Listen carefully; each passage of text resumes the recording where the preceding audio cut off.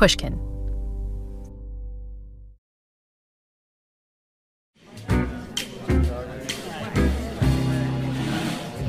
Imagine you're at a cocktail party and you're getting to know someone new. You've just asked the stranger's name and where they're from. What's the next question out of your mouth as you try to learn more about this person? If you're like most people, you might have thought to ask, "So, what do you do?" And you probably didn't mean that question as in, what do you do for fun? Or what do you do to relax? Or what do you do when you want to feel happier? You probably meant that query to imply, what do you do for work? And we ask this question because, at least implicitly, we think our jobs kind of matter for who we are. And not just because being a doctor or a lawyer or a teacher or a podcaster helps us put food on the table. These days, we often think of our jobs not just as a means to an end, but as a deep reflection of who we are. More and more, our work identities wind up taking center stage as a fundamental part of our identities, of how we think of ourselves as people. And lately, especially as I've been navigating my own sense of burnout and overwhelm, I've been wondering, is this conception of our jobs actually a good thing? Do we really want our work selves to be the main character in our lives? So in this installment of our special New Year season of the Happiness Lab, we'll be exploring what our wise inner voices might be quietly trying to tell us about our relationship with work, and whether it's finally time to gently reevaluate the identity we get from what we do. Our minds are constantly telling us what to do to be happy, but what if our minds are wrong? What if our minds are lying to us, leading us away from what will really make us happy? The good news is that understanding the science of the mind can point us all back in the right direction. You're listening to the Happiness Lab with Dr. Laurie Santos.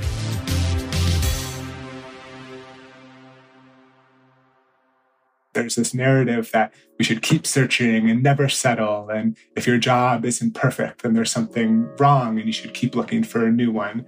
And it creates massive expectations and also is dangerous. This is author and overwork expert Simone Stalloff. Simone is no stranger to the question of how work fits into our identities. In fact, it's a worry he's been personally trying to navigate for over a decade. I was a 22-year-old at the University of Pennsylvania. I was studying poetry and economics. And so from an early age, there was already this tension between the pursuit of art and the pursuit of commerce.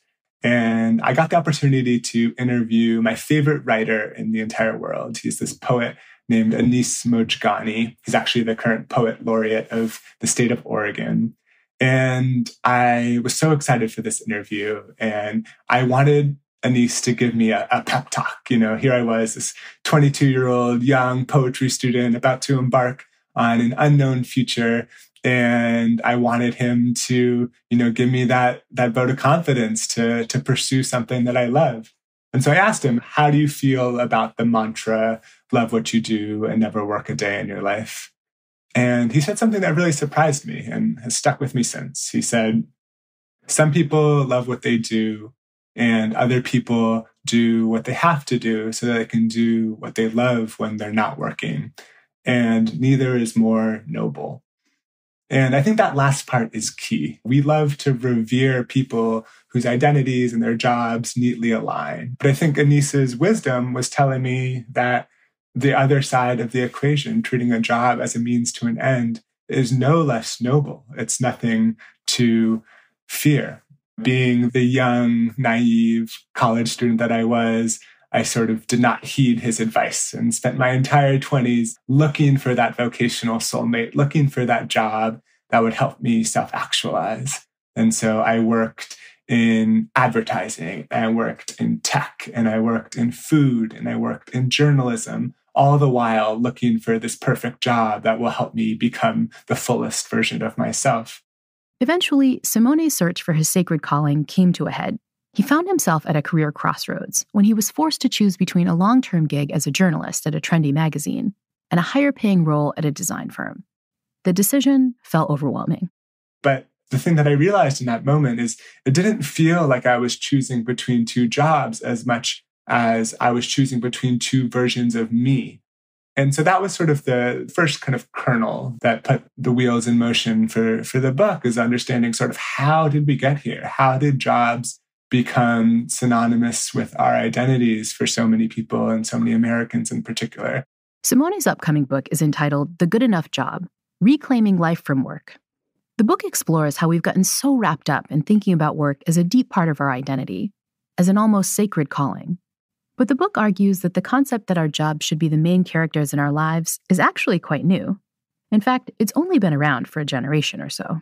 So my grandmother, for example, lives in a small town in Italy. She had 5 children. They all lived in that same small town growing up. My grandma worked in a coffee shop, and she has this kind of single bulbous bicep from pulling down the manual lever at the coffee shop. And her identity was pretty straightforward. First, she was a woman of faith, a woman of God. And then she was a mother, a fresh pasta maker, and her job was important to her, but it was very much a means to an end.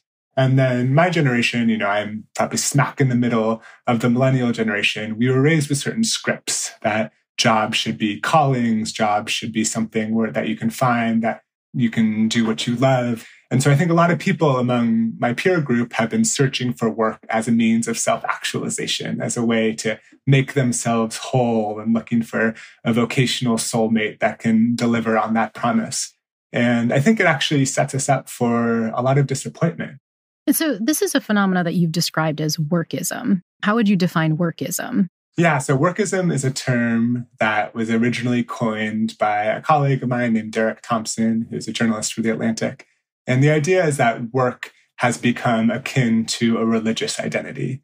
It's something that people look to not just for a paycheck, but for a community, a source of purpose and meaning, and a way of making a difference in the world. And, this can be a good or bad thing, depending on sort of what stage you are in life and how diverse your meaning-making and identity portfolios are. But the danger of workism is a fewfold. The first is when you have a work-centric existence, you can neglect other aspects of who you are. The psychologist Esther Perel has this great phrase that she says, too many of us bring the best of ourselves to work and then bring the leftovers home. A job is not something that is always in your control. This is something that we have very much seen recently with the pandemic and furloughs and people losing their jobs for one reason or another. If your job is your sole source of community, is your sole source of identity, and you lose that job, it can really send you for an existential loop. So this idea of workism is so powerful nowadays, but you've argued that this is like a recent phenomenon. Talk about some of the historic trends that got us here. So if you think about the history of the United States, capitalism and the Protestant work ethic are really the two strands that entwine to form our country's DNA. So you can sort of trace a line from those early days of our country's foundation to our current culture, where what do you do is often the first question people ask each other when they meet. But there are also some of these social and economic and political and cultural trends that are more recent that has made workism particularly apparent in the last, say, 50 years in the US. For the majority of the 20th century, the average working time was declining for all workers in developed countries. This makes sense. As countries and individuals become more wealthy, they can afford to work less. But as the 20th century progressed, the technological trends and the innovation continued, but certain subsets of Americans started working more than ever. And so the question is why? How have our peer nations continued to decline the average time they spend working, while some Americans are working more than ever? So there's no sort of single explanation. There are many different possible ways to slice it. One is the decline of other sources of meaning and identity in people's lives. So if you think about things like organized religion, at the peak of religiosity in the United States in the 1950s, over 9 out of every 10 Americans associated with some sort of organized religion. But in the last 30 years, you've seen a precipitous decline where now almost 1 in 3 Americans do not affiliate with a religion. And so now the role that religion once had in our lives is no longer there for a lot of people, but the desire for belonging, for community, for a sense of purpose larger than themselves still exists. So that's one explanation. Another is just the way that our political system is set up in the United States. One of the reasons why our relationship to work is so fraught is because the consequences of losing work in the US is so dire when healthcare, for example, is often tied to people's full-time jobs. And the last thing that I'd like to call out is the kind of cultural factors. And so in the US in particular, we have this very individualistic society where we've idolized businesses and CEOs have become celebrities, and we sort of valorize these side hustles and side grinds. And, work is one part and parcel with our identities. And a lot of this is getting even worse as so many of us are working from home now or engaging in hybrid work. This idea that the culture is telling us work is our sacred duty, it becomes even harder to separate yourself from that sacred duty when the sacred duty is all around you all the time, right? Part of the problem when you frame work as a sacred duty or a sacrifice is that the more you sacrifice for your job, the holier your work becomes. And so those long hours are further idolized and seen as something to pat workers on the back, as opposed to viewing them as problems or things that deserve structural interventions. This is the time of year that we get so focused on our jobs, both how we can do better in our jobs, what productivity app could we download to do better, or even rethinking whether or not we have the right relationship with our jobs. But often we don't turn to our inner value system to really think about what we should be doing. Why is that a problem? A job is just one part of who we are, but not the entirety of our lives. And I think if we are solely looking through the lens of our professional lives to determine our well-being, it's easy to neglect those other aspects of ourselves.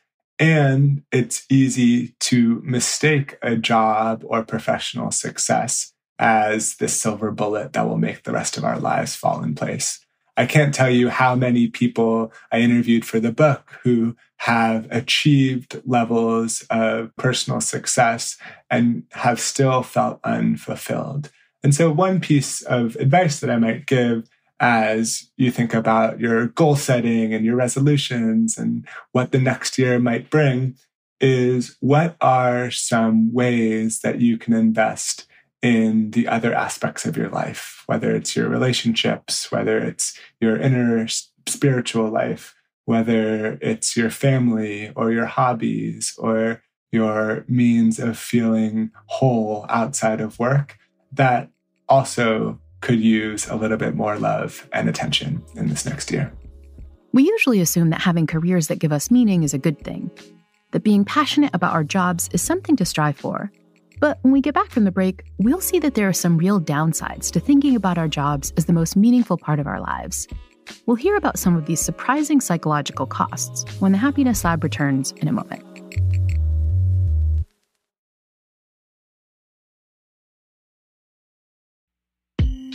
Author Simone Stalloff has written an entire book about the psychological costs of investing too much in your work.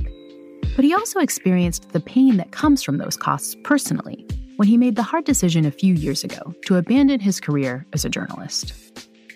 I felt guilty. I felt that I was sort of abandoning a calling and, democracy dies in darkness. And what am I doing turning off one more light in the room? And will my colleagues and my coworkers ever forgive me? Will I ever be able to publish ever again? And I think that black and white thinking can be really damaging to people when they think that their jobs and their career decisions take such a taxing toll on themselves and their identities that it begins to spill into their life outside of work as well.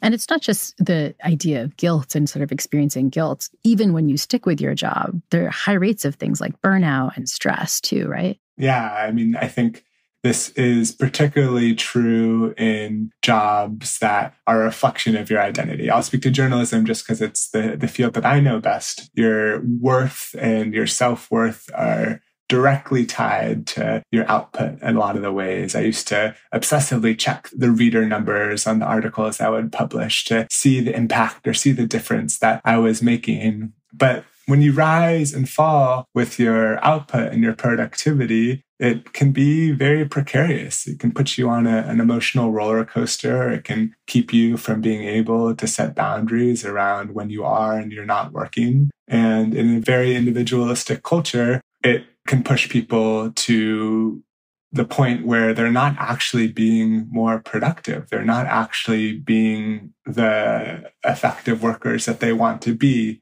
but they're sort of caught in this loop where the lack of productivity pushes them to work even further, which pushes them to be less productive and ultimately drives people to burnout. And that burnout also comes with physical consequences too, like consequences for your body. Certainly. I love the example of being able to rest before you need it. Because often what happens is we sort of push the buck down the road and we think, okay, I'll rest once I finish this last article, once I finish this last report, once I make this title or make this bonus at the end of the year. But what happens when we burn out is then we can't work at all. It's this sort of mental game that we play with ourselves that, okay, when this happens, then I'll be able to rest. When in fact, having a more sustainable, balanced approach to productivity, to work, is actually what makes us more productive and effective workers in the long term. It also makes us better humans and better social companions too. Talk a little bit about the social costs of overwork and having your identity be too kind of infused with your job. I think one really important thing to remember is that a work-centric existence doesn't just take our best time, but it often takes our best energy too. And similar to an investor who might want to diversify the sources of their investments to be more resilient, to have a more balanced portfolio, we too benefit when we have a diversified identity, when we have distinct sources of meaning in our life. But if we're spending all of our time working, if we're spending all of our energy focused on our professional goals, we can neglect these other aspects of who we are. And so in thinking about that, I really advise people to do two things. One is to make sure that they're carving out time and space in order to focus on non-work pursuits. And the second is to actively do things. There's this phrase that I love from the Alcoholics Anonymous literature. And to paraphrase, it's that we can't think ourselves into better action, but we can act ourselves into better ways of thinking. And so if we want to diversify our identity, if we want to diversify the sources of meaning in our life, we actively have to do things that reinforce that identity through our actions and also through the social communities that we create around them. Another problem with taking action to kind of diversify like our senses of meaning, and I've experienced this myself, is that you kind of wind up in this interesting chicken and egg problem, right? So you start working all the time and then you're kind of exhausted and then you don't know what to do when you're not working, or you haven't invested in the friendships or the kind of activities that you do outside of work. And then you don't know what to do when you're out of work. So then you just work some more. And then the cycle gets worse and worse, like to the point that we almost don't even know who we are when we're not working. Yeah, I mean, it's so relatable. Those days where you're just exhausted and all you want to do is turn on Netflix because it feels like all your brain has the capacity to do in that moment. And nothing against Netflix. It can be a great way to, turn the brain off. But it's through those active forms of recreation and leisure that we're able to really derive more meaning from our non-work pursuits. And this is something that you've talked about in terms of taking a more active role in the kinds of things we value, so that we're not just like inheriting the life values that exist around us or that come from our job, but it's like figuring out the things that give us value outside of our productivity. 100%. After over 2 years of reporting and talking to so many individuals, I think that work is just one container in our lives. It's obviously a container for the work that we do. It's a container for an identity. It comes with a certain value system of what the workplace measures or values. And it can be a great source of meaning and identity and purpose. But I think it's dangerous when it's the only one. So one of the solutions you've come up with is this idea of this good enough job. So what is a good enough job and how does it help us kind of protect our values from getting too caught up in work? Put simply, a good enough job is a job that allows you to be the person you want to be. What I like about the framework is that it's subjective. Maybe it's a certain amount of income. Maybe it's a certain job title. Maybe it's a job in a certain industry or a job that gets off at a certain hour that lets you pick up your kids from school. Whatever good enough is to you, I urge you to recognize once you have it, because then you can convert some of that energy that you might be spending questioning, oh, is this the perfect job? Is this the dream job? Is this my vocational soulmate? Into two things. One, an appreciation for the role work plays in your life. First and foremost, that it allows you to live. And second, into your life outside of work in ways in which you might be able to invest in yourself, in your relationships, in your community. That can also be a source of identity and meaning for you. Simone's advice of downsizing to a good enough job and investing more energy in your relationships, health, and community may sound like an amazing idea in principle. But in practice, renegotiating a healthier relationship with your job can be hard, especially when you've been caught up in that culture of workism for a long time. So when we get back from the break, we'll learn about some specific practices we can all use to reevaluate the role that our career plays in our lives.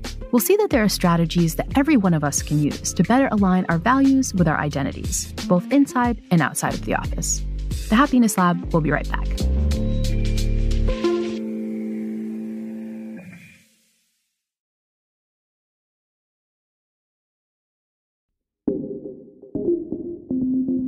Overwork expert Simone Stalloff thinks that many of us would be happier if we took some concrete steps towards reevaluating the role that work plays in our lives.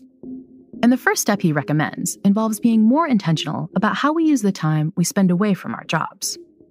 I think the idea of setting up non-work time is trying to create infrastructure around our non-work time, as a religious institution might create infrastructure around worship or prayer. One of the benefits of, say, going to a yoga class or going on a run is there are activities that structurally prevent us from working. I think a lot of times the pieces of anti-burnout advice that we hear, like set a boundary, the problem with it is that personal interventions inevitably break. I definitely felt this even in the writing of the book. I was writing a book about how to sort of right-size work's place in our life and develop a healthier relationship to work. And yet the looming deadline of trying to get the manuscript done pushed me to open up the laptop on the weekends when I vowed that I wouldn't be working at all. And so the idea of kind of setting up this intentional space is really to make sure that we have this sacred space, this sacred time in order to do things other than work.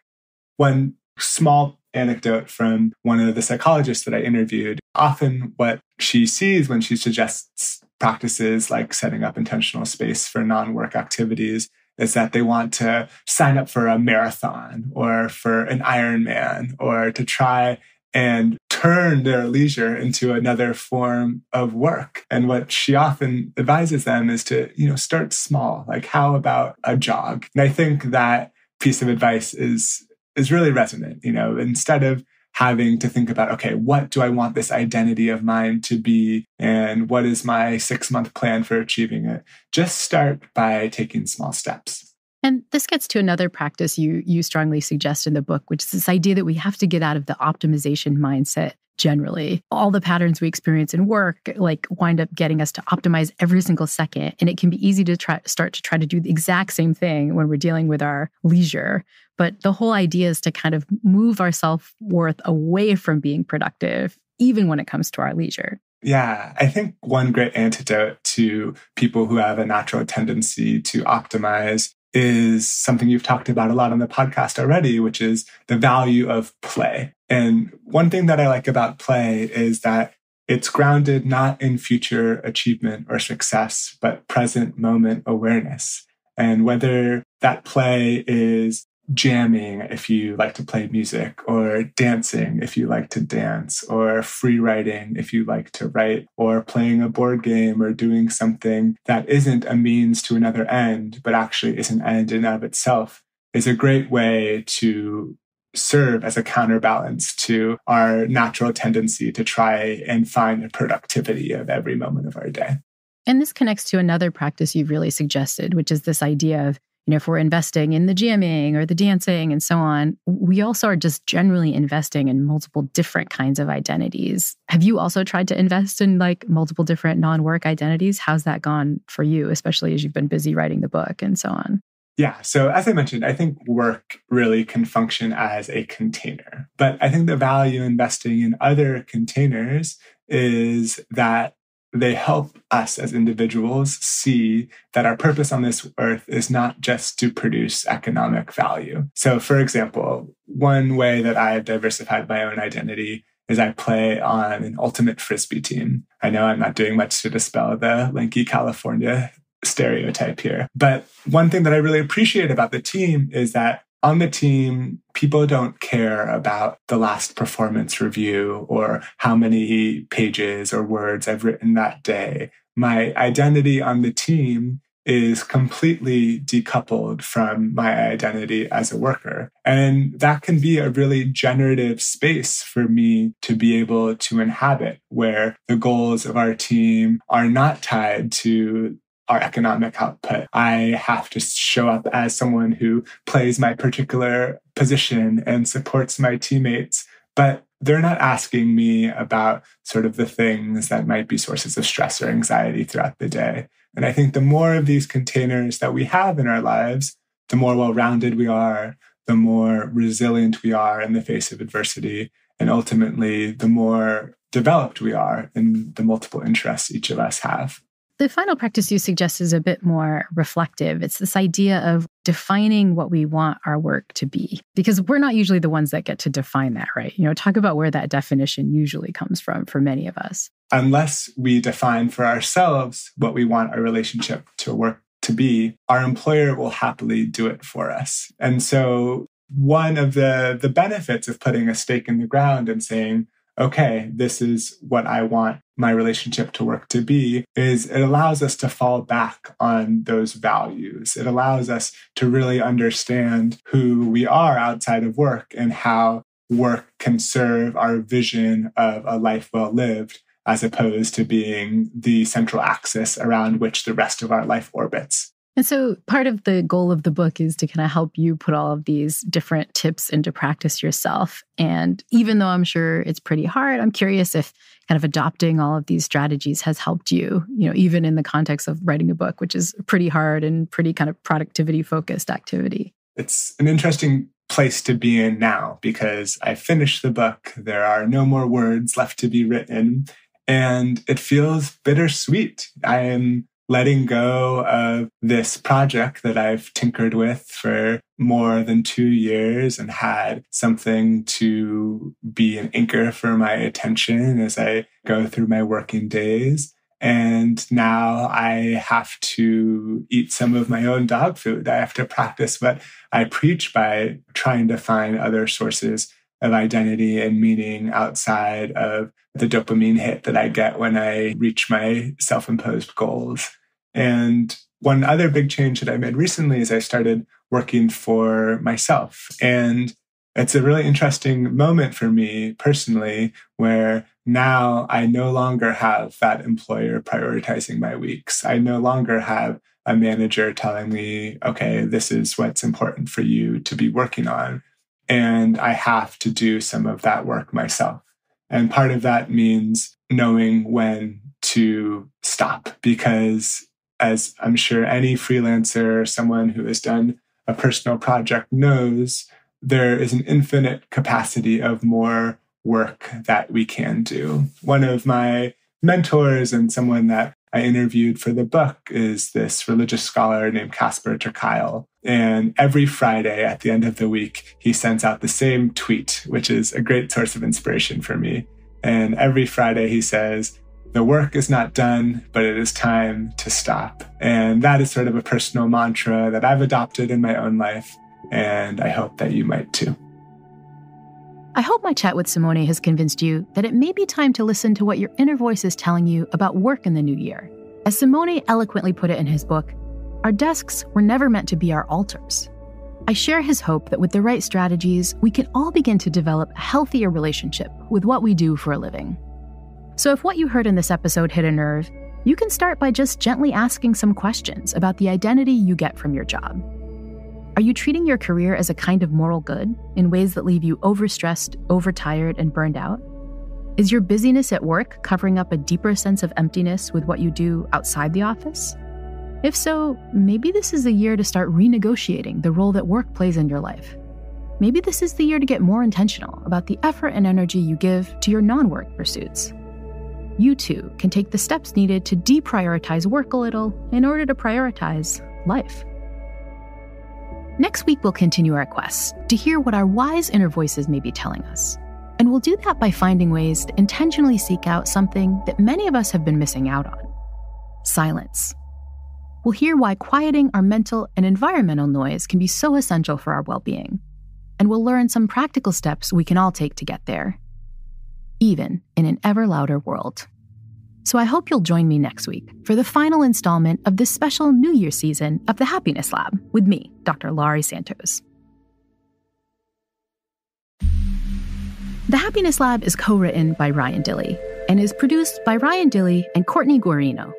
The show was mastered by Evan Viola, and our original music was composed by Zachary Silver.